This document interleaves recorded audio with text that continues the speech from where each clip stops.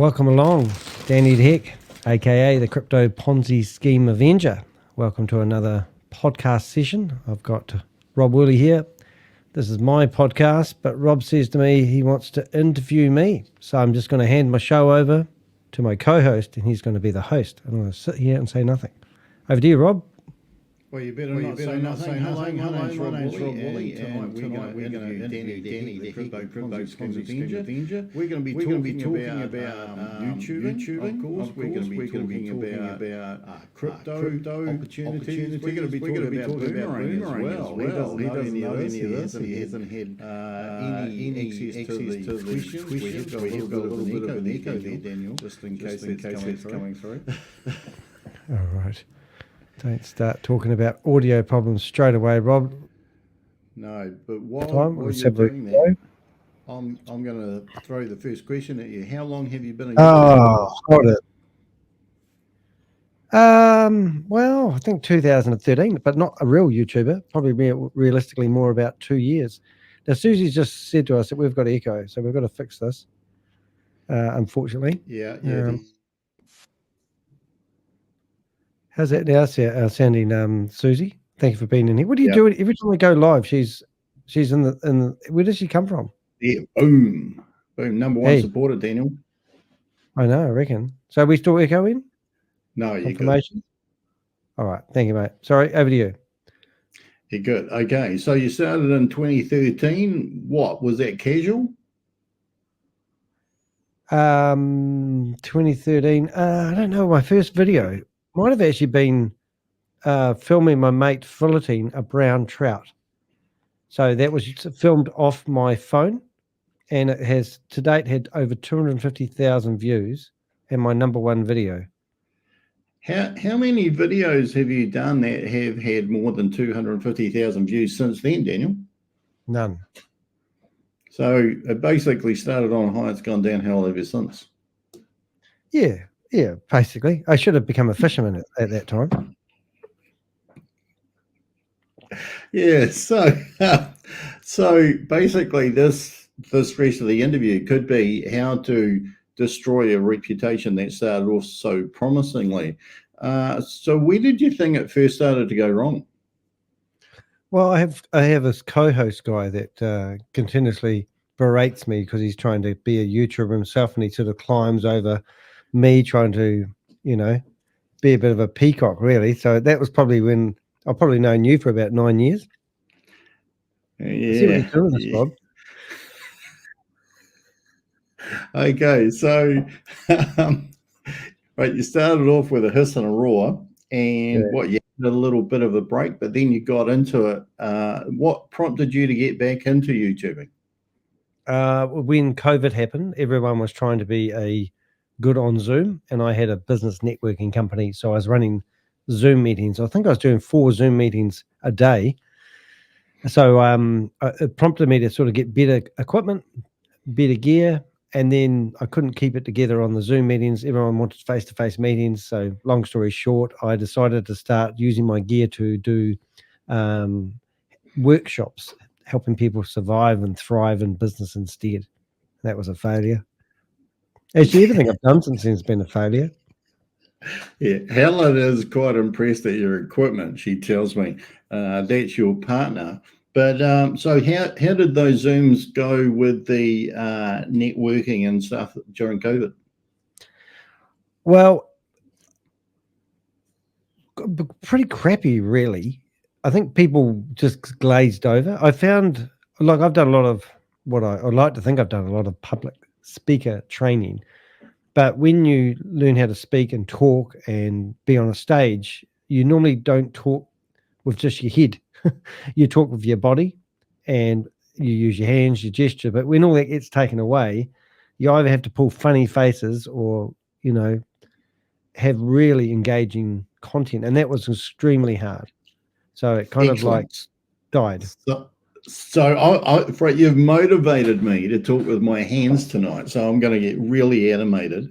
So you started off with hiss and roar. You had a bit of a lull. You got back into it, networking. That didn't work out so well. But then you got into crypto schemes for some reason. How did that transpire? One of my members that I hadn't seen for 4 years rang me up like he's my best friend, and tried to encourage me to come with him to a Wednesday meeting to learn all about Hyperverse, which was a Ponzi scheme at the time. But so then I decided to do a bit of research, and then the rest was history on that, really. So, and since then, how long ago would that be? About 2 or 3 years ago? I think probably 3 years ago. Right. In those 3 years and the many crypto opportunities that you've spoken about, what would be the highlight? You know, like which one really captured your imagination and kind of drew you in, and you looked forward to watching it or talking about it? You mean what Ponzi scheme or what video? Yep. Well, it have to be Hyperverse because it's probably one of the most interesting ones, and it was a battle to get the content I needed to, I have to watch reruns of Zoom meetings, but now we've got a lot more advanced than that. And back then, how often did they have a Zoom meeting for Hyperverse? Saturday morning training and Wednesday. Both those 2 times a week. Saturday and Wednesday. Now, of course, the one that's kind of captured your imagination recently is Boomerang, at least to the best of my knowledge. How often would you be doing a video on Boomerang? I've gone backwards a wee bit. So, yeah, that's tricky. It used to be twice a day, but now it's one a day, but it's a long day. So I think I streamed for 6 hours today. Oh my goodness, 6 hours. What's the longest video you've ever done? 24 hours. Is it really? Yeah, in a row. One live stream. Oh, wow, 24 hours in a row. How many views did that get? I don't know, because after I finished, it didn't save because YouTube only saved videos up to 12 hours. Classic. So you're speaking for 12 hours for nothing, really? Yeah, Helen went away, my partner went away for a holiday and left me home alone. So I thought I'm going to start I think I started on a Friday morning at 8 o'clock and went through to the next day. And it was quite it was interesting and it was great. I really enjoyed it. And also along the way, I thought I'd timestamp the whole meeting. So I still have the video online now, with the timestamps with no video, but I did it. So when you're delivering a YouTube video, what are you trying to do? Are you trying to save people? Are you trying to inform people? Are you trying to entertain people? Or, like, is it just like a hobby, where you get up and hit live or record and, like away you go? I'm just trying to create awareness. I want people to be aware of what's happening. Excellent. And what would be the ultimate outcome if people were to become aware? I think these Ponzi schemes are just they're a bunch of scammers, and I think if people became aware of what they were doing, I think it's breathtaking when I watch these people in these Zoom meetings telling people a bunch of lies, and I don't think I'm that intelligent when it comes to the crypto knowledge. I always, I don't think I'm that intelligent myself, but I see these blatant lies going on, and I just don't understand why other people don't see it. Why don't they question everything they hear? So has there been a time where you've been absolutely convinced that it's been a lie, and yet other people have been equally convinced it's the truth? Every day, mate. Every day. I get people in our chat rooms who know me, understand me. Normally they have been scammed and they've come through the other side of it. They support me. But when I go into these Zoom meetings and I manage to get a moment of glory where I get to speak or be somebody, I'm talking to the doubters. And it's normally 95% people are in there. The other 5% of people are recording the meeting like I am, trying to expose them. It's breathtaking. So let's just talk on the one that's basically on everybody's breath at the moment, Boomerang. So I seem to recall right at the start when Boomerang came out, it was the Christmas present.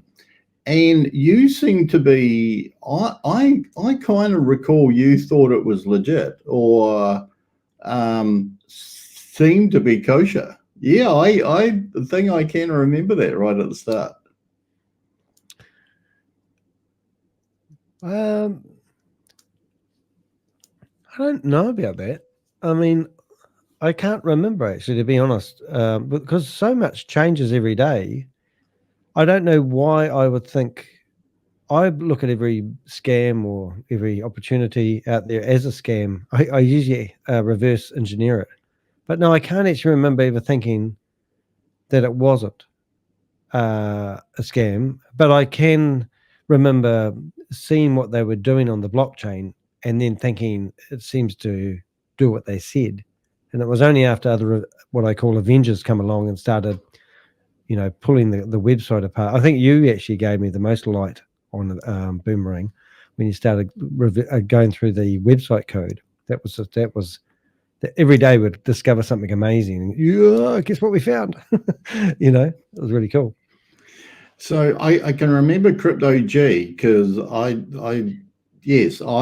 think that Crypto G was the first one for me where he did a video early on, which, to be perfectly honest, I'm thinking that he investigated the arbitrage trades to see whether he could make sense of them. Do you recall that? Yeah, no, I do. I did find this. I mean, what I'm really pleased about is we have actually really come to understand a lot more about the blockchain. I have learned so much from Susie, Stealth, and also Crypto G, the things I would never even comprehend. And it's given us a great understanding. And I think, people say they die by their own sword because everyone's going, the blockchain, the blockchain don't lie. And it doesn't.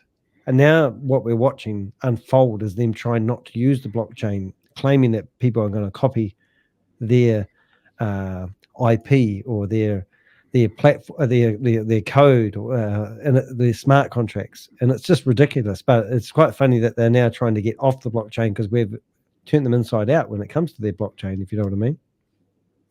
So there's been talk that it's all sorted now, and it's going to trade, and it's going to be trading a lot. There's 86,000 people there waiting for it to lift off, and I think there's going to be a demonstration in the morning. Are you going to be doing a video on that? Oh, mate! Before you said you want to do a podcast, I was sitting there with Canva trying to create 3 columns because there's 3 meetings going on tomorrow. I can't remember the third one. That's because we've got a new arbitrage system that's going to be launched at the same time from some other crowd. And then we've got Jarvis is meant to be coming out and doing a demo for the second time when he didn't do one the first time, which is ironic. And there was a third thing. I can't remember what the third one was. Do you? Wow, so it's all going. No. I've kind of stepped way back, really, unless anything kind of falls into my lap. So do you think it will launch? No.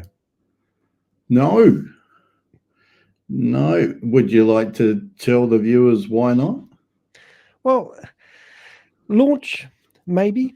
They might. I think it's just impossible for it to launch. I mean, we've never seen anything. Like we've only seen, I think you did a video way back at the start and you talked about how this was a simulation, if I'm pronouncing that word right. And the whole lot's never been anything real. I mean, I was on this podcast a couple of days ago and they said that arbitrage trading's real. And I go, yeah, but this is people trading $100 and making $1, which means that they're claiming that there's 1% difference between one platform and another decentralized exchange. And if those exchanges were out by 1% and it was just sitting there on the table, I'm pretty sure other people would have exploited it years ago.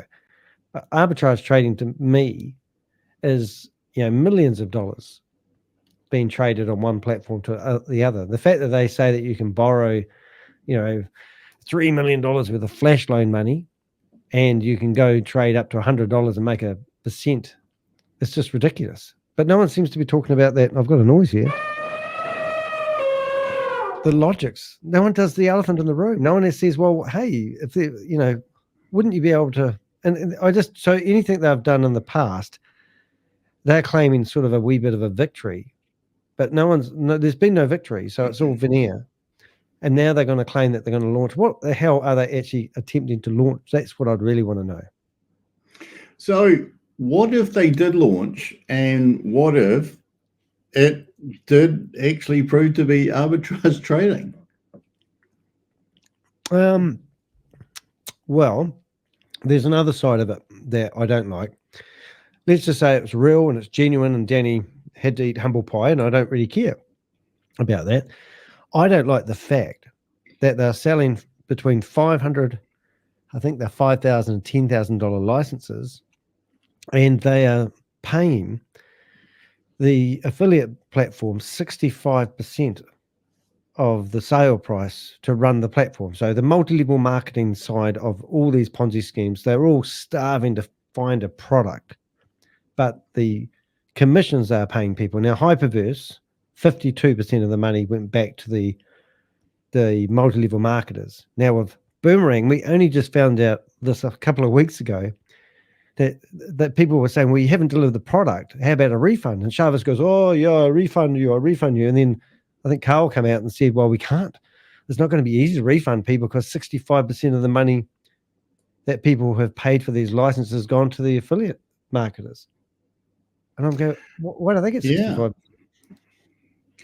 Yeah. So let's go back to Hyperverse. At what state, so you had your suspicions that it wasn't kosher. When did that start to unravel itself? Well, obviously for the people when the money wasn't getting paid out, because I remember there was a guy, I think you might have been actually helped me with that, with Mark Gardner, the Australian guy, and he was convinced it was a real deal. It was my first actually 2 hour and 4 minute long video, and somebody said, oh, people don't like this long form content. If I do a 2 hour video these days, it's a short video for me. But he was convinced that it was real, and he basically had multiple accounts set up that he wasn't really allowed to do at the time, and blah blah blah, and he had made money from it. So because he'd got money, he was a believer. That's all it took.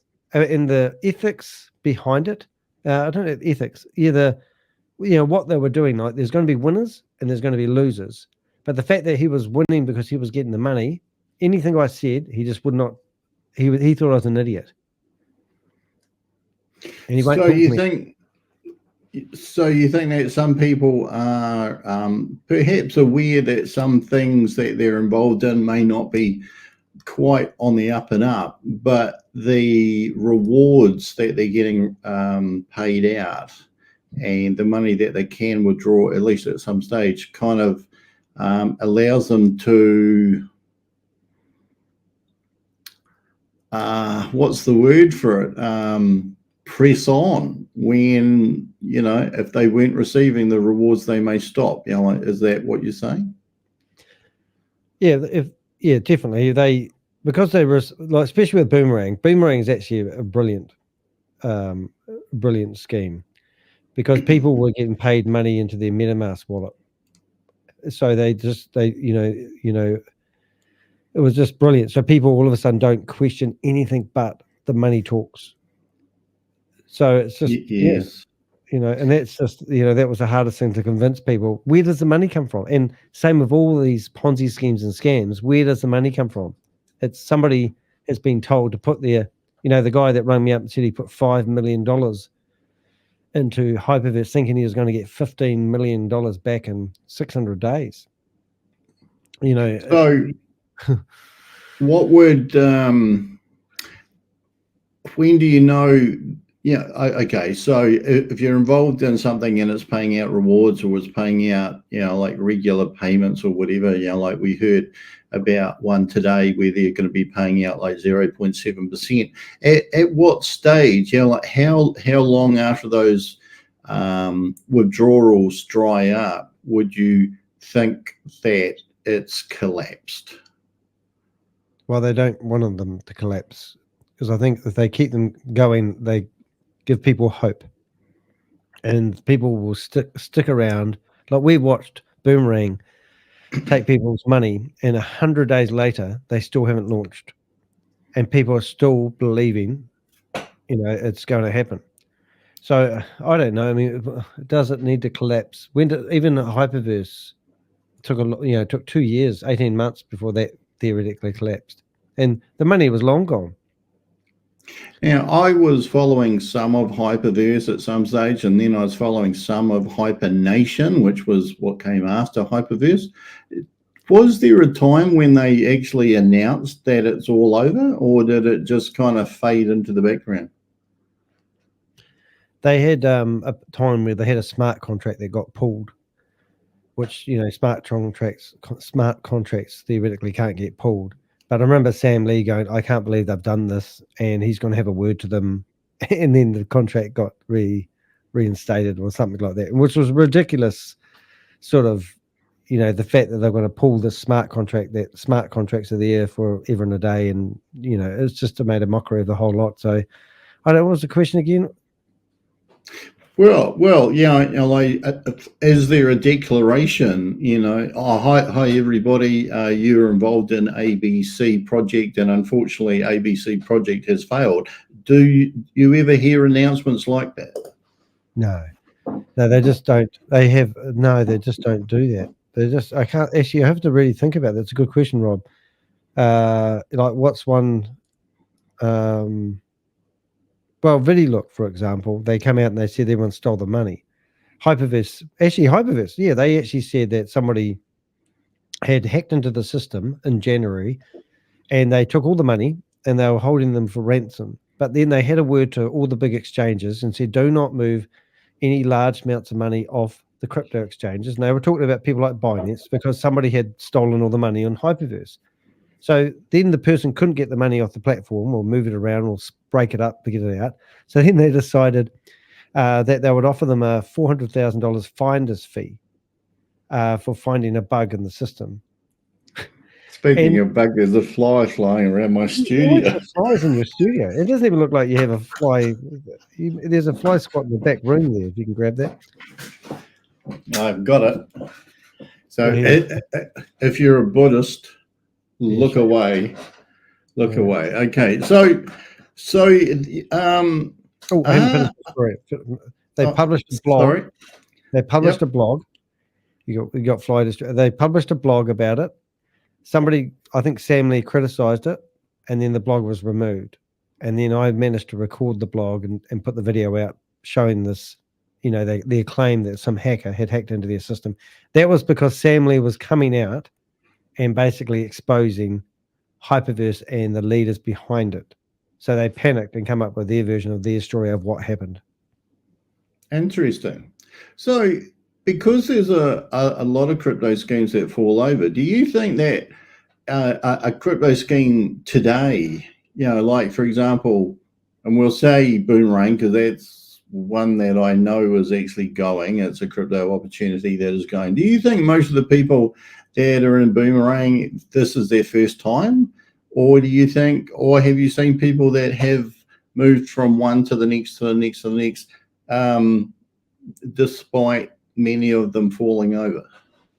Yeah, good question again there, Rob. Yeah, I do believe that it is a continuous flow of newbies, but then I have seen multiple people tell me that they have been involved in Hyperverse and they got burnt, and then they've been involved in VidiLook, VAV. Even Satoshi hasn't theoretically fallen over yet, but they go through and they just tell me that because I think some people actually believe that you get in quick, you make some money, and then you don't worry about everyone else losing money. As long as you've made back what you put in, I'm good. So they'll look for another scheme that does the same. But then I'm watching a lot of the people from the third world countries come in, and they just they believe this stuff. And I've literally seen people in shacks with tin roofs, on their cell phone, and they're telling them to turn their camera on, and they have bad internet, and they go, I can't turn my camera on because I don't have enough bandwidth. And these are the people that are hoping that they're going to make it big in a first, by signing up to a first world country opportunity, and they're going to be the one in Kenya or Nigeria that make it big. And I've even talked to people in Nepal who've sold land and put it into these investment opportunities, saying this is going to be for their family, and you sold two plots of land that you had in your family for X amount of years, and you put it all onto an opportunity, and they go, yes, and now I'm worried that I'm not going to get the money back. Wow. So there's people from multiple cultures and probably multiple languages as well. When you're wanting to spread awareness, do you have any particular strategy that you try to apply to get the word out there? Any particular strategy? Well, I'm streaming on 8 different platforms as we speak, and I just remembered I went streaming on Instagram. I had my well, I love YouTube. Sorry, I don't love YouTube. I do love YouTube. I love Google. Google, YouTube, don't cut me off. No, but I do believe in YouTube as a godsend. So I have a website, and I put a lot of my videos get embedded in my website. They get picked up in search engines. And recently we've discovered that ChatGPT is looking at me as a resource of information, which is quite funny. But I do, yeah. You mean like how do I promote my content? Well, like for example, would you, if you found out some information about a particular opportunity, would you communicate it in a particular way to get through to people? Like, for example, if the majority of people that were involved in the scheme were from India, would you communicate whatever the message was the same way as if they were in America or Africa or New Zealand or Australia, or have you got any particular style, I guess I'm saying? Yeah, bull in a china shop comes to mind, but oh right. I think I don't mind being. I do like. I'd love to get involved in the Indian community because I feel like I've been to India twice, and I love India, and I've and they're very trustworthy people, and they trust people on a handshake. Very nice, very friendly. First time I went to India, taxi driver took me back to his mum's house, and we had they made me a cup of tea. We sat on the floor and had talked. They were just lovely people, and I just don't like them. But when you see 1,000 or more people in a Zoom meeting, all getting scammed, it's like how do I communicate to them, because they just don't. They just trust people what they say, and it's just I don't know how to communicate with people. I mean, a lot of them don't. People don't spend the time watching my videos. So then I've done short, snappy videos. It's a scam. Don't sign up. You're going to lose all your money. And then they debate things with you, and you go, well, you need to spend an hour and a half watching one of my videos. And like, especially with Boomerang, I mean, the amount of information that we have had, and we've shown people that this is a scam and it's fake arbitrage trading. They don't want to sit there and watch a video, but they'd rather hand over $500 to somebody. How do we stop those people? I have no idea. So if I see them on these Zoom meetings, I'm on there searching through people's Facebook accounts, trying to find these people. I send them messages. I mean, I don't want to dominate your question, but remember the lady Carol? We saw her sharing her password live on a Zoom meeting. I logged into her We Are Satoshi account with the password she had. I found her phone number. I rang her up. I talked to her for half an hour on the phone. Next day, she's in the meeting saying that the scammer rang me up. And they're saying, oh, hang up on him. Don't listen to him. Hang up on him. And I'm trying to save her. And he's hacked into my account. And I'm hacked into your account, so get your phone number. But they just, we don't know where Carol is at the moment. But you can't help some people. If you were to meet any of the leaders of some of the failed opportunities, what would you have to say to them if you met them face to face? I'd probably like to go out to dinner with them. I'd probably like to just, I mean, we're like, I don't know, it's kind of like, I'd like to understand the psychology of them. I don't want to sit in their face and walk up to them, get in their face and go, you're a scammer. I'd rather I have a bit of respect for them to a certain degree, and I'd like them to see that I'm a professional. I just don't agree with what they're doing. And no, it's a really interesting scenario. It's a really good question. Like, what do you like? If I bumped into them, I would literally go up to them. If I went to Dubai and there was a table of them there, I would go up there and sit down at the table and go, "G'day, guys, how you doing?" I'm not going to say like, "Let's work together." I mean, but I'd actually, I have enough confidence to stand up with all the claims that I have. I think I could defend myself quite happily in a conversation with them. They might get upset with me and yell at me. I don't know what they'll do, but I can sit there quite passively and have a conversation. I don't think I can stop them. I just think this is what they do for a living. So I'd entertain the fact and have respect for them as scammers. Leave the fly alone. Oh my God, that's violent. Always got. If you get it, you hear a good bang. Okay, so you do long form. I've seen you do a few shorter videos, and of course you do shorts. Which ones do you prefer? And is there any rationale about behind why you might do a short, which is like no more than a minute, or why you might do like a 15 to 20 minute video, or why you may do like a marathon 4 to 7 hour video? Oh, I think content's key. If you've got the content, keep going with it. I kind of like, what do I like? Well, the short videos that I were recording, what I used to do with the Hyperverse days, I used to sit there, listen to the meeting, play the meeting, do a voiceover, edit the meeting, put pop-ups on there, little words coming along, intros, render it for 4 hours, upload it, wait for 2 hours for it becomes live, and then market it, stick it on my blog. I thought, oh my goodness, I've got to get my life back. Yeah, the amount of content I produce. I mean, literally, Rob, I'm actually, I went out for dinner tonight. I got there at 5:45 and sat there in the car waiting for my friends to turn up for dinner at 6. I blinked and I woke up at 6:15. The car was still running. I was in the car with the motor running to keep it warm, and I blinked like that for half an hour because I'm so tired. So I go to bed at 2:00 in the morning. It is now 11:15 at night. I get up at 5:30 in the morning. I'm exhausted. And there's a lot of effort and energy that goes into producing content. So the live content, so today I did a 6-hour stream. I chopped it into 3 videos and put it all back online again. That took me another 3 hours, and you're just trying to get those snippets of information. Hey, I've got to go to the loo, mate. Can you wait a sec?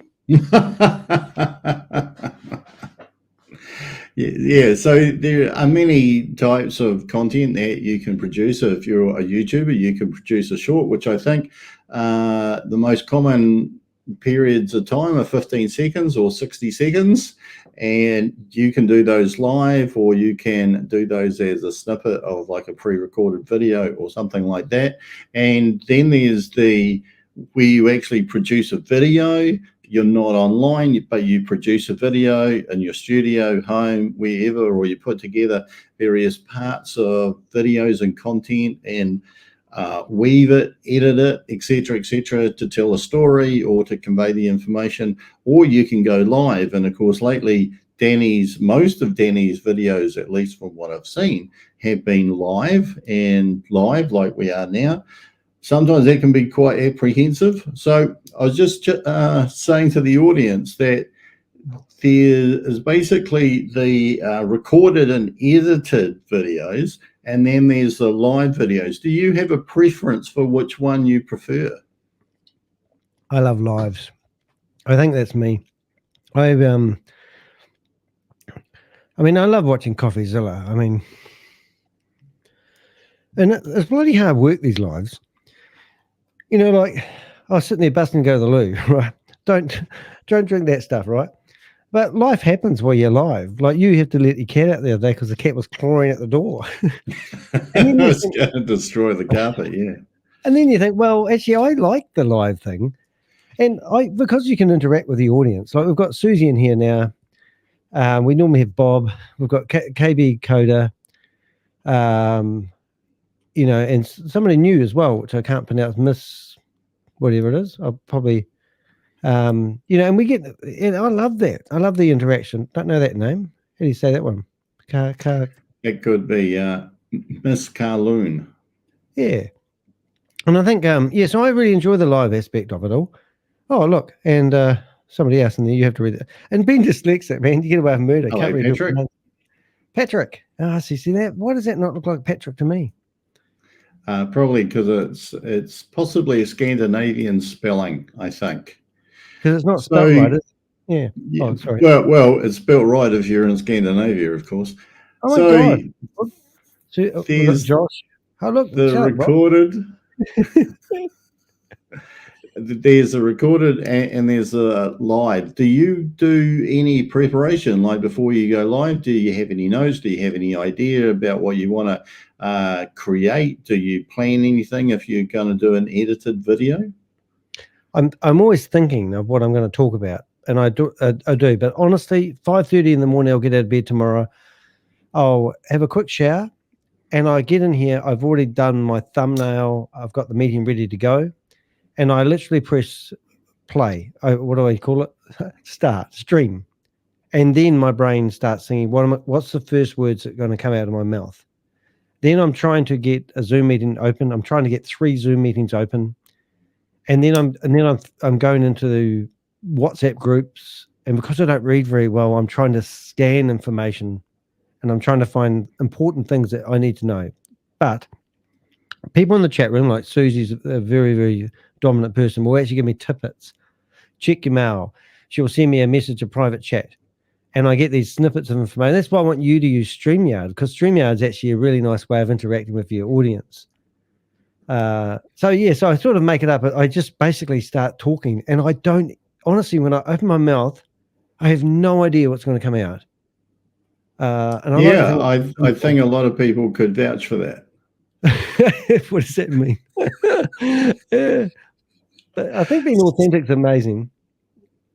So you value authenticity and you don't necessarily do a lot of preparation, but are you quite happy in the direction that you're going at the moment, or have you thought about, like either moving into other crypto opportunities or other aspects of crypto or even outside of crypto? I would like to be interviewed by a few people. I'd like to be, what I'm actually trying to accomplish here, I actually want to be an informant for government agents. I'm building up, like my long form content isn't just long form content. And I think this is a point that I've actually missed to say. My long form content is actually an archive of what's happening right now. And one day people will say to me, hey, Danny, remember back in 2022 when Keith Williams was talking to Kalpesh Patel, and I've got a fantastic memory, and I'll be able to go back and find the content and the data. And I've kept all my videos are backed up, and I've got an archive, and I want to tell this story to other people. And I think, like Netflix, when I was in the New York Times, Netflix documentary company reached out to me. They did the doco on Cambridge Analytica, and they were going to do a documentary on the rise and the fall of crypto. And I was in correspondence with producers, and it was quite exciting. I thought, I'm going to be in a Netflix documentary. Then what happened was Sam Bankman-Fried started playing around, and they dropped the whole idea like a hot scone, and I think they went after him. I never heard from them again. So I'm hoping that's still going to happen, because I think, we could tell I'm listening to emails. I get emails from people all day long telling me that they've invested their life savings, their superannuation money, and into a scam. And I'm going, didn't you do any research? Don't you know about this company? Don't you know who started this company? Don't you know who they used to be? Or like We Global, blockchain era, and now there are some other, I think Vera, I think it's called. And I've literally seen businessmen 65 up taking out, like $500,000 and putting it into these platforms. And because they're part of a community of businessmen that surely they're not making this stuff up. You don't understand the blockchain, and I go, well, I think I do. It's a scam. It's a Ponzi scheme. They've got no product, so I just hope that one day that I can actually be somebody who can, with my business networking company, mate, I know everyone in my wee hometown. The network of these scammers is actually very, very small. I'm driving back from dinner, listening to your stream that you did about Des Amy. You mentioned about a video I did on Des Amy. I had COVID and I'd lost my voice, and I still did this video because I'd spent the whole day prepping for this. I had 30 tabs open, and I was going to mortify the guy, but I had no voice, and I'm talking like this, and I'm going, how are you going? And I looked at that video. It's one of my videos. It's going to be a part of the story of what I tell one day. And then now the documents come out, and they've shut his company down for the second time, actually. And you think, how brilliant is that? I'm part of that. I've got correspondence from him one-on-one with Des Amy telling me, I showed him how I cook a gluten-free blueberry pancake one morning, and I took photos all along, and he's berating me and all sorts of stuff. And I said, well, let me show you how I cook a pancake. We've sort of got a banter going with these guys. I know these guys. I've talked to them. Sam Lee knows my face.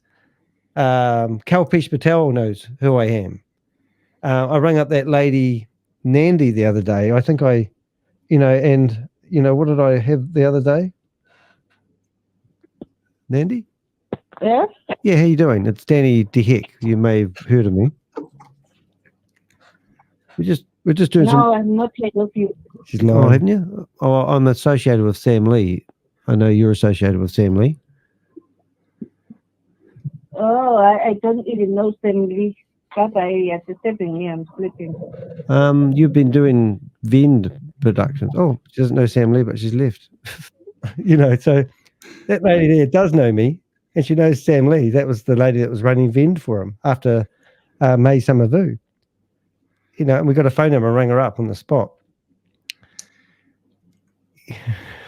So if you could interview 3 people, who would they be? Oh, I love the question. Interview 3 people. Who would it be? Well, Kalpesh Patel would be up there. Yeah. There's another guy that I busted ages ago, and I kind of wouldn't. Andre Christensen. He's running a gaming app called Super.1. He's rung me up like my best buddy. He was going to fly over from Norway, Netherlands or somewhere, and he wanted to talk to me. And he rang up drunk one night and spilt the beans about how I'm ruining his life, and that was so I kind of got a soft spot for him. So I'd have to say him. I don't have any interest to talk to Jarvis because I'll probably just have an argument with him. So you want one more? Yep. One more. So let's think about the scams that I've gone. People think I'm all about Boomerang. People think I was all about Hyperverse, but I have actually gone after quite a lot of the big guys. Probably the guy from GS Partners. I don't really know much about him, but he sues everybody. He's been trying to go after. Oh no! Silly me. Talking about suing Stephen McCullough. I want to talk to that guy.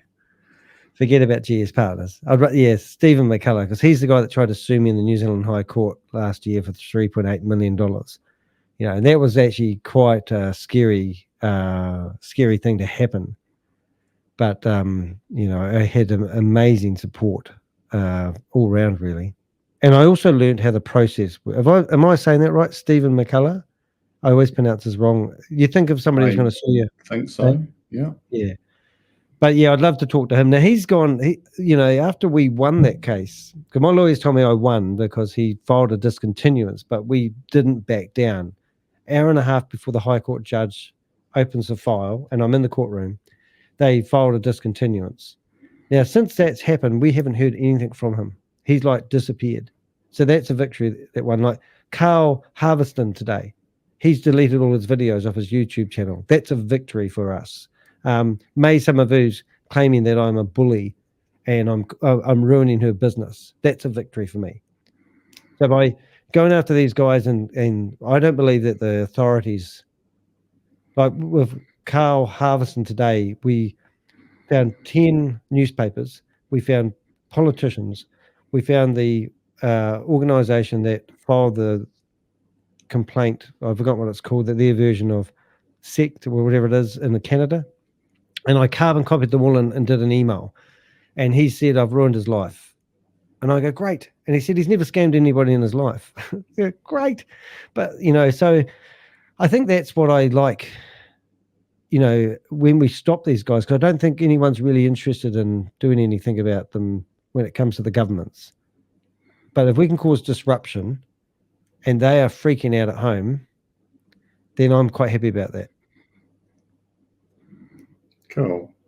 So let's fast forward and let's say, just hypothetically speaking, so let's say you got it out of all things crypto, and we fast forward about 2 or 3 years, and you have, like, you're still a YouTuber and you're churning out steady content. What do you think your passion could be in 2 to 3 years if it wasn't anything to do with crypto? More private investigator, researching people, knowing how to use the internet to, reverse image, look up people, that sort of style. So I don't know if that's, just looking up people, family trees, perhaps. I don't know, but crypto is not really what I'm going after. It's more the multi-level marketers and the scammers, really. I was always impressed with those telephones, the call center people that used to ring up people's call centers. I love the idea of being a hacker and being able to get control of other people's computers and actually stop them from doing harms. Or I don't know if it's a nasty streak or a narcissistic side of me where I want to actually cause havoc in a scammer's world. I mean, I don't. Yeah, just think. I think. I don't know. I just like investigating people.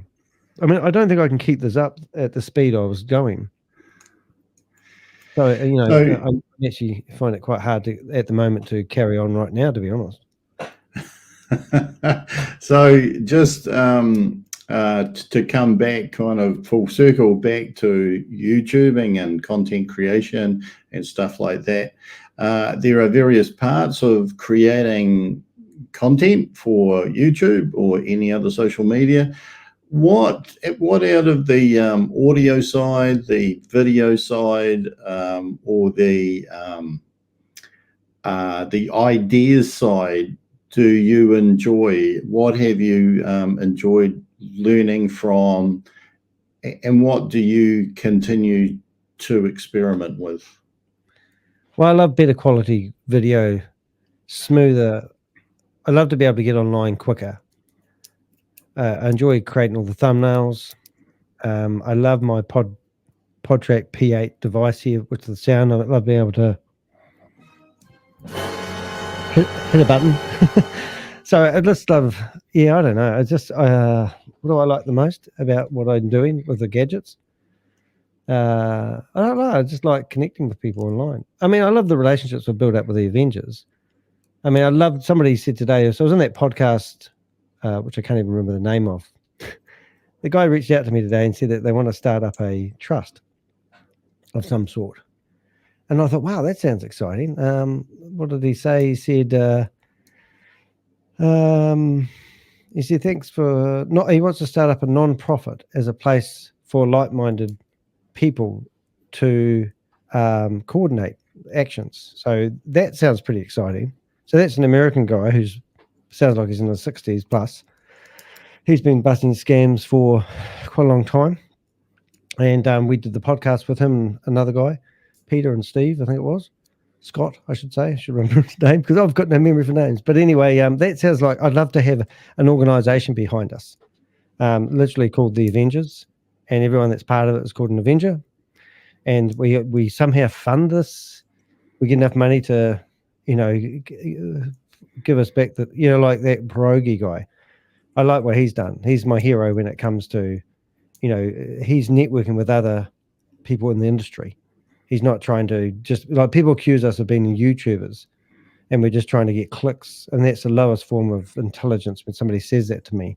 But if we could form some form of organization, some crime fighting unit of some sort, and I obviously, I've got nothing behind me. I've got no finances behind me when it comes to, my life. I've had it all and lost it all in a way.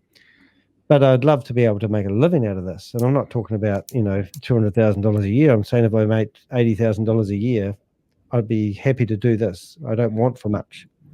So I don't see why I shouldn't deserve a paycheck, but I can't carry on doing what I'm doing at the moment. I'm just going backwards financially, but my passion is driving me forward further. Like I'm working harder for less.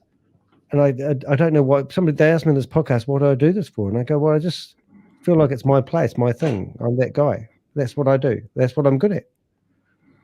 Where it goes, I don't know. So I'm going to ask you some quick fire questions now. Can I have another 5 minutes? Because I've got to let the stupid dog out because he's.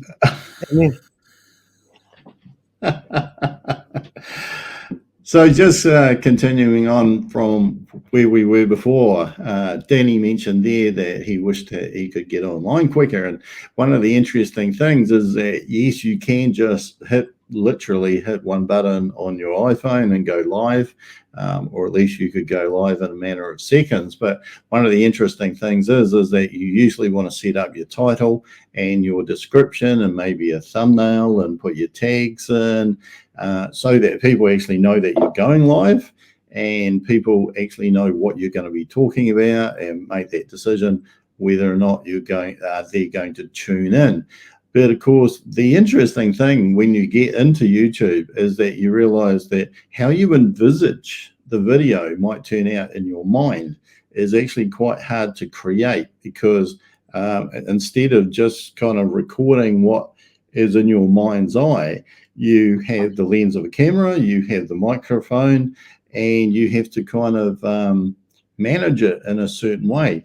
So, Danny, you're back, and I was just explaining that sometimes we have an idea in our mind, but to actually put that on a video is not always that easy because of the equipment that we have to use. Yeah.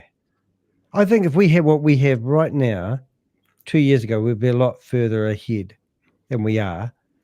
But I'm thinking what will happen in 2 years when we look back to now. We've got nice wee backgrounds, but it took us friggin' ages to figure out how to get these green screens working for us. The lighting is just incredible. So look at this. No light. $1,000 It looks like a heart. Yeah, and then we've got other lights that you don't see, which I can't turn on and off because I have to go manually adjust them and put them on 10%. But my remote control will only set them at 25%, which you can't see. So if I turn my lights off behind me, off and on with a click of a button, I lose my perfectly cut out hoo-ha. But how long did it take us to learn that? Or you could do this. Move around. You can change. There's so many little things that you have to kind of plan in the background. Like your angles, what camera's going to film you from the angle, how you are in the frame, so on and so forth. Yeah, exactly what you're doing there. See the green screen small things. Yeah, so I can't use that camera look. So I'd have to set up the lights different for that camera look. But this one's good. Yeah, and of course, as we were talking before, like at the moment, sometimes your sound sounds good in here, but not necessarily online, and sometimes audio streams compete with each other. And of course, here is our what would you call it, processed sound, and here's the same sound unprocessed, and it sounds like this, which is completely different. And with one button, I can hit on the processing, and now we're back to this. And so there's a lot of little things that go into it. So just for the record there, Rob, before you start asking me these quick fire questions that you promised to 5 minutes ago, you sound a bit tinny to me today. And that's been putting me off because, and I'll be interested to know if you sound tinny, because this is what puts you off. When we started doing this podcast at the start, Susie said we've got echo. And then you lose your mojo and you think, I've got to fix that. We didn't know that. We can't hear it. Now, at the moment, I've got these headpiece things on, and you sound a bit tinny. But when I play it back, it'll probably sound perfect. I don't know. Well, it could be because I am tinny. Okay, so here's the quick fire ones, and I want you to spontaneously answer. All right. All right, are you ready? Of course I am. Name your biggest challenge as a YouTuber. Pronunciation and reading words. How do you handle negative feedback? It really does upset me. I'm not that thick and not that thick-skinned. So I have to process it. and I just have to water of a duck's back, and I know that I'm going to get abuse in my industry. What is the favourite aspect of going live? Oh, the communicating with other people. I mean, it is about a community. We have an online community. It's I've got 7,500 people at the moment. I just love being able to interact with them. And when I first started doing this, most of the people were berating me. And now I've been vindicated a little bit, been in the New York Times, I've been in the Guardian newspaper, and I've been local, blah, blah, blah. And it's actually now I'm actually becoming somebody. And I like who I'm becoming. Always room for improvement. If you had the opportunity to interview or be interviewed, which would you choose? I'm enjoying this. I think I like the soapbox. If you could snap your finger and bust any scheme that you think is a Ponzi, or just any scheme, which one would it be? Historically as well. Yeah. Great question. I don't know. You might have just unraveled something there. Perhaps I don't really care. Maybe maybe I don't actually have. I mean, I'll be out of business if I busted them. And what is busting? I mean, day one, the first 2 minutes that I ever heard about Hyperverse, I said it was just a scam. It was busted from day one. The first thing I can remember about Hyperverse was 3X. Too good to be true? And we're hearing it again. Rinse and repeat. And this is the thing, I've got to say it, Rob. When you look at Boomerang, they have just pulled the 20 parts of any Ponzi scheme apart and relabeled all the bits. And it's like playing a game, and they have 20 bits every time they play a game. What are we going to call this piece? What are we going to call that piece? We need a this, we need a that, we need a metaverse. We'll call the metaverse this time. And what reward will we got? What hope will we give people? And they just rinse and repeat. If you knew that you were going to create a video, what is the part that gives you the most buzz? Creating the thumbnail. Excellent. Do you like jotting down notes or doing random research? In my office, I have tissue paper. That's it. I have no paper other than tissues. I was just going to say I have a paperless office, but that's all the tissues there. And I thought, no. So no, I don't take any notes, but I do take digital notes, and I do use ChatGPT like it's part of me. It's an extension of my body. This microphone, I talk into my phone, it creates the words for me. And I feel like I'm got no arms when I can't use the voice recognition to put the words onto the computer, because yeah. Interesting. So, what is the number one tool or resource that you would choose above anything else? Resource, you mean for information? Tool, resource, so it could be information to research, to help you create a video, phone, computer, microphone, camera, table, dog, whatever helps you create a YouTube video. Well, probably the voice to text. I'm always struggling to communicate. I feel like people don't listen to me, understand me. I talk in illustrations, but I do think voice to text. If I can get what I'm thinking in here, from here onto the paper or the screen, and then I lock it into history by uploading it to the internet. That's kind of my, I love producing a blog after doing a video, because that's part of the history, and it's not going to disappear. If you had a choice between showing a 30-second clip or speaking a crucial piece of information that you've heard, which would you rather do? Oh, it'd have to be speaking, because then I can capture it with a bit of humor. You got to have a bit of humor. I mean, interesting. How do you ensure this is a good one down here? How do you ensure your investigations are ethical and accurate? Well, my intention. You can pass. No. I think we endeavour to. I mean, this is ironic how many people expect me to have. Wouldn't use me in this. Hey, I wouldn't use we or me. I'd use you. Well, you can't say that you're accurate. And I'm not allowed. No, I make the assumption I'm not, Yeah. which is why I give people the Well, opportunity I do to believe correct me. you kind of have to bluff it a little bit, and it is shock treatment to a certain degree. I mean, some people are sitting in these Zoom meetings. If you ever listen to my podcast, if you listen to this podcast that I've got on my Buzzsprout account at the moment, I've put a recording that pops up automatically in between it just comes up every, I think, 30 seconds, and it wakes people up. And I was listening to it driving in the car when I was re-listening to the podcast I did 2 days ago, right? And it pops up and it plays some music and it tells me to wake up, stand up, slap your face, wake up, listen. And sometimes people just get in the drone of these Zoom meetings, and I want to be that guy that challenges your brain. I want to get those, I don't know if it's the right word, endorphins going. I want you to start stimulating your brain cells. I want you to wake up. I mean, you're in a Zoom meeting for an hour and a half being gaslighted to. You can't ask a question. You can't talk. You can't put words in the chat room. And you're sitting there, somebody's feeding you information. It's drip feeding poison into your brain. So you need somebody like me standing there causing, wake up, listen to what I'm saying. There's a fire and it's going to burn you. You need to get out of the building now. Do you hear what I'm saying, you stupid mother? And then you've got their attention. They go, what? Yeah, good, I've got your attention. Now listen to me. You've been lied to. Come with me and we'll get you into, hey, I'm an entrepreneur.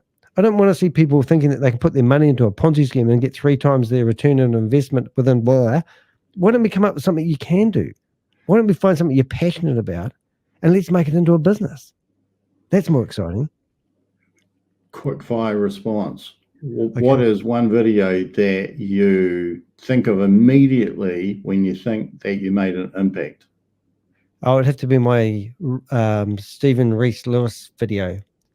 And that's at 35,000 views. And why that is funny is because I was trying to use a teleprompter. And when you're dyslexic and you've got a reading level of a 9.3-year-old, you cannot use a teleprompter. And I was reading it like a boss off a teleprompter, wearing a suit, just like Stephen Reese Lewis was from Hyperverse. And I was dead serious. I was trying to read that like I wasn't reading off a teleprompter. And at the end of it, people looked at it as Danny's impersonation of Stephen Reese Lewis, who was reading off a teleprompter. And it was like, it's quite funny. But it's probably when I look at it, I cringe a little bit. But I also had the background of the metaverse going around, and I used it on my homepage for a while. But 35,000 people is actually quite a good number. But yeah, that's probably my most kind of, I don't know, brand. That's my part of my brand, is that one. What is the most surprising thing you've learned doing videos? Oh, people, I don't know. What's the most surprising thing I've learned, I don't think you can, I don't know. I have no idea what's the most surprising thing I've learned. Probably it doesn't matter. I'll probably people. Sorry?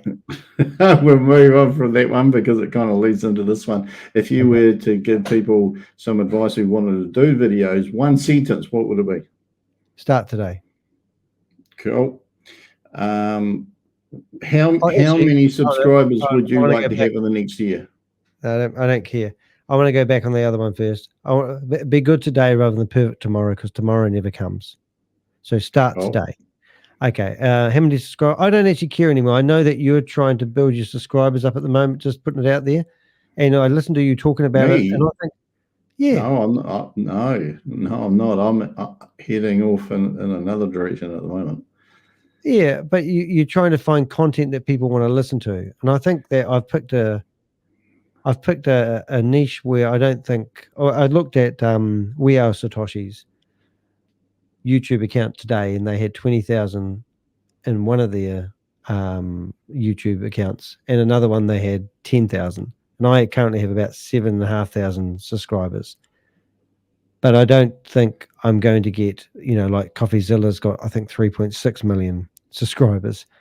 And I don't actually want to sacrifice my style of videos to copy somebody else. I believe that when I get the publicity that, I believe, I actually say, I believe when I get the publicity I deserve, that my YouTube channel will have a good base and people will do a lot of binge watching of my videos. I think my goal was like Richard Radecki, our truck driver friend. You know, he's a truck driver. Now imagine if truck drivers started listening to my content. I when I travel, I listen to podcasts. When I reckon people will start listening. You were doing a fitness craze a wee while ago, and you were out walking every night, and your goal was to walk for an hour every night. You complained to me when I didn't have long form content because you had nothing to listen to.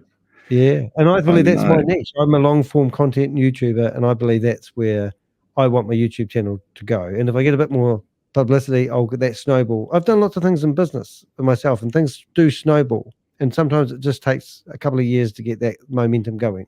Everyone's got a story. If you could encourage your viewers to do one thing, what would it be? Oh, hit the thumbs up button. For God's sake. Thumbs up button. If you could collaborate with one other YouTuber, who would it be? Oh, it'd have to be CoffeeZilla. And ironically, I reached out to him just yesterday, asking for help with a new story I've got. And how would you say YouTube has impacted your personal life? It's dominated it. Dominated it. I'm like being dominated? Oh, yeah, sometimes. But it is consuming. It does consume your life. And like I've got an addictive personality, you know, and it worries me that I'm addicted to it. I mean, tonight I was actually shattered. I was just going to climb into bed. I wasn't going to prepare for tomorrow morning's meeting. And then you said you want to do a live. And I went, yeah, okay. I'm actually shattered today. I just threw it out there. I didn't think you'd say yes. Yeah. Okay. So this is the last thing. What final piece of advice would you give to aspiring YouTubers or crypto enthusiasts? Oh, have a play on crypto. Just get $100 and put it on $10 on each token. Buy some Ruby coin. Ask some friends for advice, but just don't give it away on don't sign up. Don't give other people your crypto. That's probably it. And what was the other one? Aspiring YouTubers? No. If you were going to change your name from the Crypto Ponzi Scheme Avenger and you couldn't use Danny de Hek, what would it be?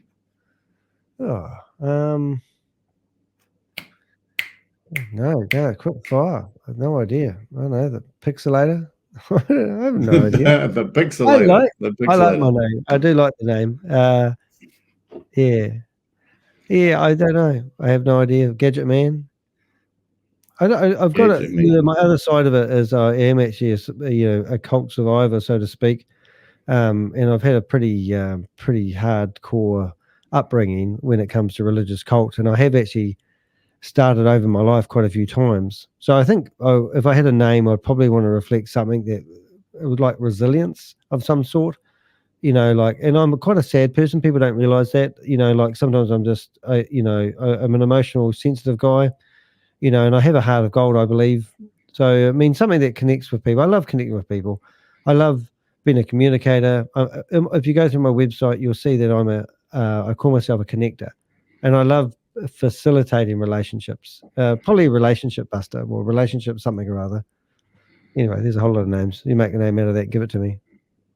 Okay, so that's it. That concludes all of my questions. Thank you, Danny, for being so candid and answering them all. And the only thing that Danny had is that he wasn't allowed to ask me any questions. And he got asked whether or not anything was off limits, and he said, no, you can ask me anything you like. So I did. So over to you, Danny, to wrap it up. Oh, well, thanks, Rob.